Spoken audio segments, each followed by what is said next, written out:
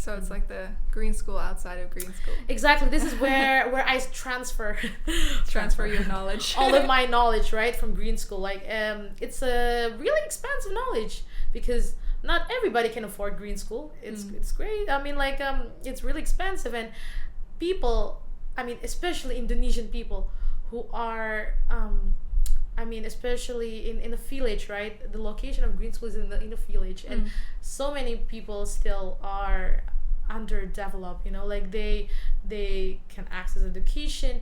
Some of them already go to the local school, right? But there are some of the people who actually move from other place in Bali. You know, like Karangasem, like those, like rural places, right? And villages. They come here to fight for their economy education and for economy. their economy, and their children cannot go to school. So what do they do, right? So I need I am sure that they need a platform where they feel belong, right? Where they feel they are valued and they feel like they are empowered to do something positive. So this is all about Kampoeng English. We are here not only as a school, but we like to say it as a platform for the kids to come together, right? To empower each other, to encourage each other, to make positive changes in the world, right? By starting from really small things, by keeping the environment clean, right? By loving the animals and so English actually is not the biggest part of it. It's not. So I started with English for sure, teaching them English, but which is like why it's called Kampoeng English. Kampoeng English, right? So Kampong means village, and English, of course, English. And so it's an English village. Yeah. So the purpose is that I want this school to be a place where we empower the local students. So when I build this school, I look at Bali, right? Bali is such an internationalized island. So it would be great if I can pass on the knowledge, which is English, right? Yeah. The English language. Yeah. I want them to speak English, but they don't lose their identity as Balinese.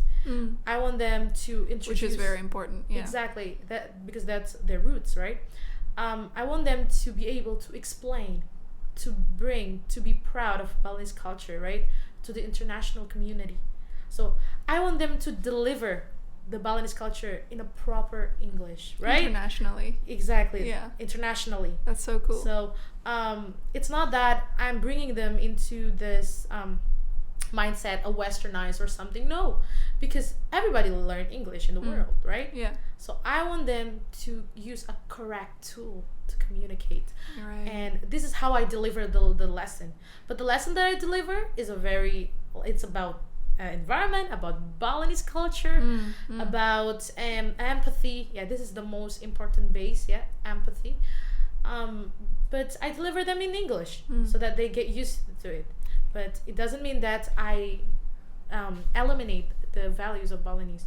We are here to preserve the Balinese culture. Yeah. But we are using English as a tool to communicate and to deliver the lesson.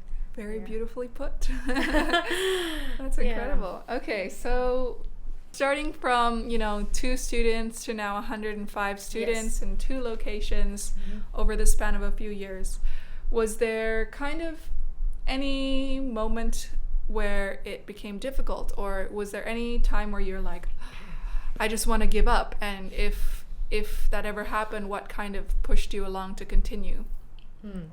So I know in everything, in business, right, in friendship, in relationship, you always have these little stones, right, little challenges, we would like to say. So this is something that I faced with my nonprofit school.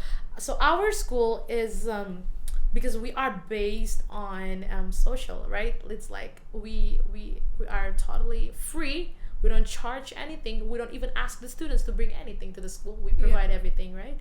So the struggle is, of course, the budget, to the financials, financial to maintain make things to keep things running smoothly, right?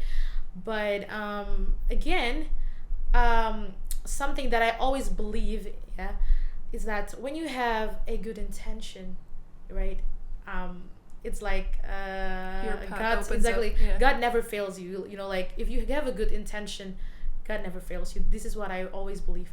I always try my best. My team try their best, you know, and I'm sure that there's always a way. Like I was, I'm gonna give you an example. We were struggling, and we were struggling. We want to build the infrastructure for the school, and suddenly one of my friend offered me to apply for a grant, right? So this grant is from Astra, so not an ad here, but so this Astra is okay. This is like the biggest company. They are like the one who produce like Honda, all this motorbikes, whatever. And then I apply. I didn't expect that much, right? I was like, okay, keep it low key, right? And then suddenly, I was the only winner in Bali.